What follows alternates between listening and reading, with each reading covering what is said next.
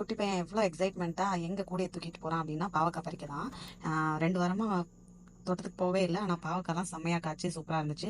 வெள்ளை பாவக்காவும் இருந்தது, இல்லை அந்த டார்க் க்ரீன் பாவக்காவும் இருந்தது.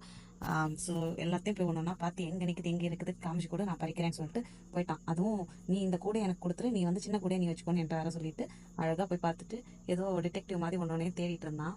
ஒவ்வொன்றையும் பார்த்தோன்னே எனக்கு அவ்வளோ சந்தோஷம். அதை பறிக்கிறதுக்கு அவ்வளோ ஹாப்பியாக ஃபீல் பண்ணுவான்.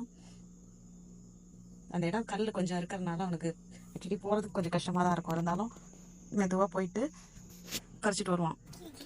Where? I see one. Yeah. Where is one? ஒரு காய் பறிக்கும்போது அவங்க முகத்தில் அவ்வளோ சந்தோஷம் இருக்கும். உங்கள் வீட்டில் குட்டீஸ் இருந்தால் அவங்க கூட கார்டனிங் ட்ரை பண்ணி பாருங்க.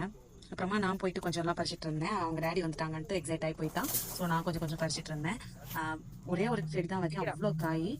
பார்த்தீங்கன்னா அவனுக்கு இந்த இதுக்குள்ளார போயிட்டு திரும்ப அடுத்ததும் பறிக்க ஆரம்பிச்சிட்டான். ஒன்னொன்னே பறிச்சுட்டு சிலது கூடிய காமி இல்லைன்னா அவனே பறிச்சுட்டு அவன் கையில் கொடுத்துட்டான்.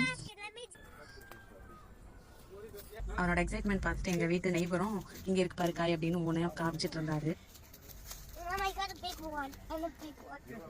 எல்லா பாவக்காயும் தேடி தேடி பறிச்சான். பறிச்சு முடிச்சுட்டு இரு நான் உன்னை வச்சு வீடியோ எடுக்கிறேன் அப்படின்னு சொல்லிட்டு செம அலப்பறை பண்ணிட்டு இருந்தான்.